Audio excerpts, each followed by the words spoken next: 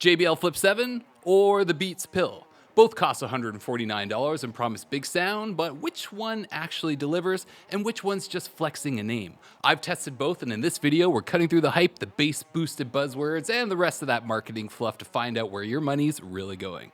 Let's do it!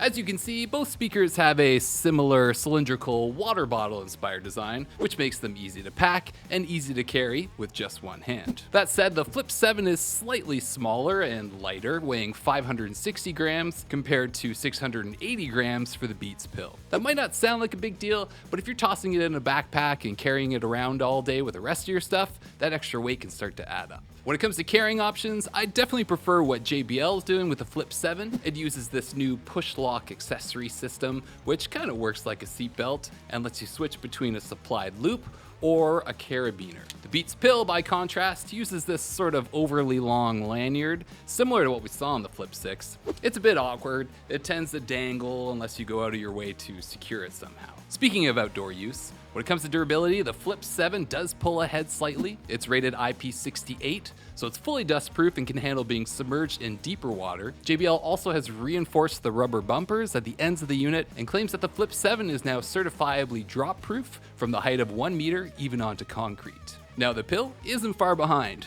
It's IP67 rated, so it's still dust and waterproof, but it's not drop proof. I can't say I've ever lost a Bluetooth speaker from a drop on the ground, but if durability is important to you, it's something to keep in mind.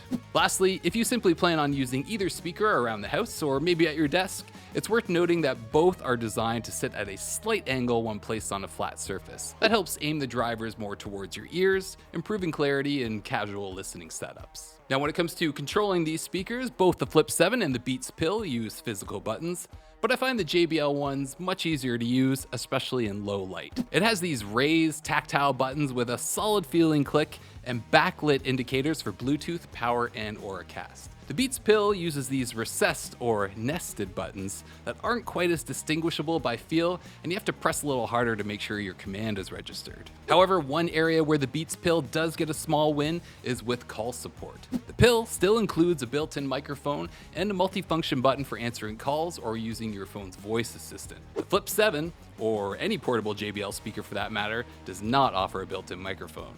In terms of connections, things are pretty close here.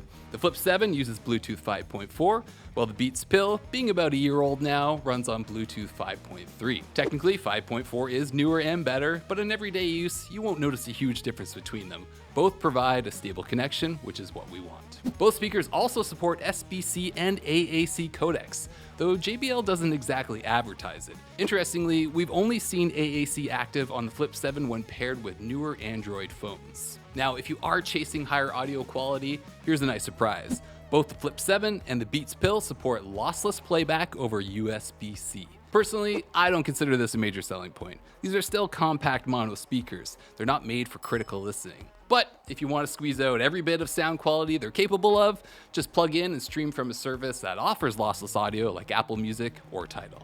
Now when it comes to multi-speaker pairing, the Flip 7 uses Auracast, which means you can pair it with other JBL Auracast-ready speakers, including the Extreme 4, the Charge 6, or the Clip 5 for a flexible multi-speaker setup. A nice perk there. That is, of course, unless you're using older JBL speakers. The Flip 7 is not backwards compatible with older JBL speakers like the Charge 5 or the Flip 6 that still use Party Boost. Bit of a bummer there. The Beats Pill, on the other hand, can only pair with another pill. That's it. 2 pills at the same time, max, in stereo or mono. Make sure you take them with a glass of water. Gotcha. Okay, so when it comes to app support, there's really no contest. If you care about sound customization, the Flip 7 has the Pill Beat. See what I did there? Hands down. It works with the JBL portable back. Sorry, Harley was laughing at my joke, everybody. It works with the JBL Portable app, which gives you a 7-band customizable EQ and a few presets to help dial in the sound exactly how you like. The Beats Pill, on the other hand, no EQ, nothing, super lame. And what, I'm just supposed to accept the sound that it gives me like it's the be-all and end-all sonic signature of my endless summer 2025 playlist? Yeah, I don't think so. That said, iOS users do get a few perks with the Pill, like seamless integration into iOS that supplies you with a battery widget, some button customization because, well, it's an Apple product. Beats is built for the Apple ecosystem. That said, if you're on Android, there is a Beats app you can download, but there's still no EQ options. It basically just mirrors the iOS integration, just with a slightly different layout. You'll get easy access to a product guide, firmware updates, battery alerts, and basic speaker controls. You can also hook it up to Google's Find My Device in case it ever goes missing. Now, speaking of that little battery widget, who wins when it comes to battery life? Well, this one easily goes to the Pill. It offers up to 24 hours of playback at moderate volumes, of course, while the Flip 7 gives you around 14 on a single charge. Of course, actual results will vary based on volume levels and what kind of music you're playing, but if long battery life is your top priority, the Pill is the better pick. But Dave, what about JBL's Playtime Boost? So yes, the Flip 7 does offer a mode called Playtime Boost, which you'll find in the JBL app. However, it's essentially an EQ setting. It's supposed to squeeze an extra 2 hours of playback out of your speaker, but it basically cuts all your bass frequencies, leaving you with mostly mids and treble. It's not super enjoyable to listen to. I wouldn't rely on it as a way to extend your battery life. Just carry around a portable battery bank instead. All right, enough of that stuff. Let's talk sound. First off, let's remember that both these are mono speakers with just a single driver and a single woofer. They're built for portability and convenience, not to shake walls. You won't be rattling any windows, but for a living room party or a casual backyard hang with 5 or 10 friends, they certainly get the job done. What if I have 11 friends?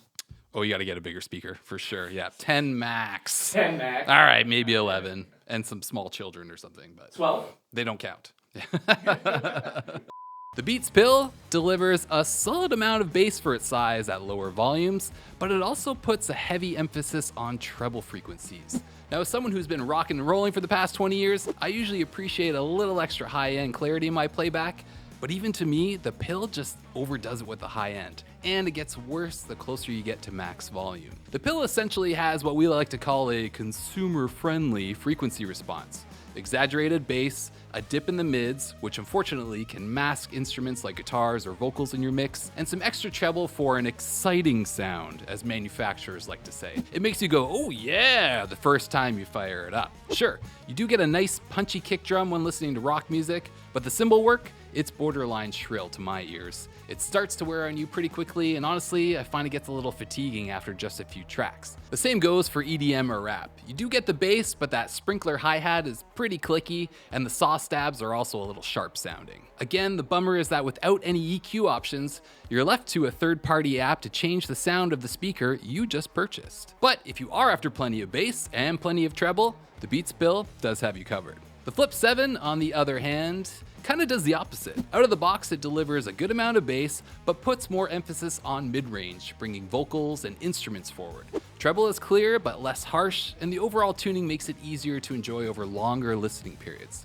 Plus, with that 7-band EQ, you can always tweak it to match your personal preference, something the Beats Pill simply doesn't allow. Dive into that JBL app and crank up some low end to get it closer to what the Pill provides.